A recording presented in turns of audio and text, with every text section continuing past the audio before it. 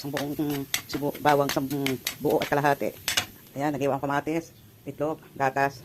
Luluto ko ito.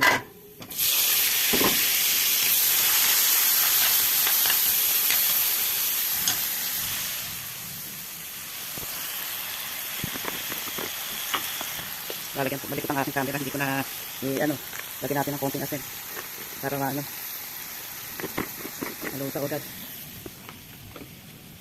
Lagyan ng konting paminta dahil tinatamad po akong lumabas. Masakit ang aking katawan kapag nilinis ko po dyan sa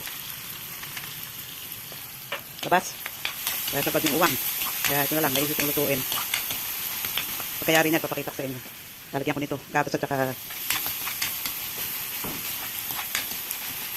kailangan pinong-pino itong kamatis para pampalasa na pampakulay. Yan. Saka ko po ilagay ito. Wala alam maisip na kainin. Ito na lang. Saka po itong macaroni.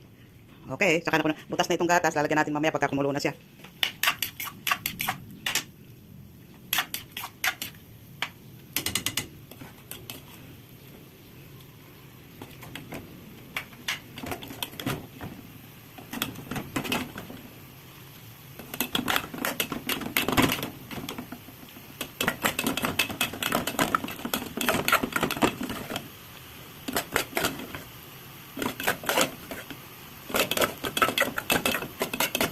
Hindi po kasi ako mahilig sa masyadong manok.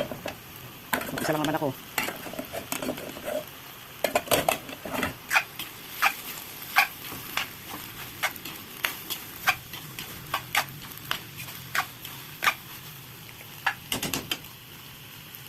Tapos lalagyan natin ang gatas. Mamaya ko lalagay yung itlog. Babatihin ko lang yung itlog. Yan. Buong gatas. Mamaya lalagyan ko ng konting toyo.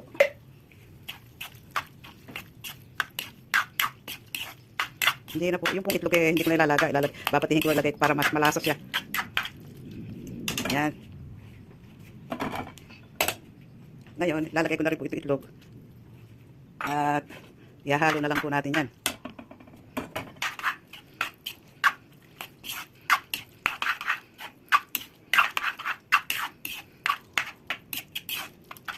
Konting paminta. Lagyan ko ng paminta. Hawak-hawak ang camera malikot.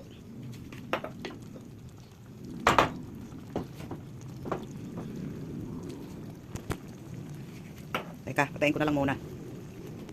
Hindi makuha itong paminta, nalamigan yata. Kailangan ng kutsara.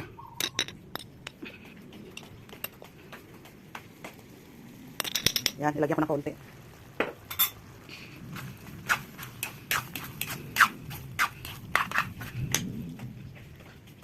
Lagyan ko ng mainit-init na tubig para may sabaw. Yan. Para hindi didikit. Dumidikit na eh.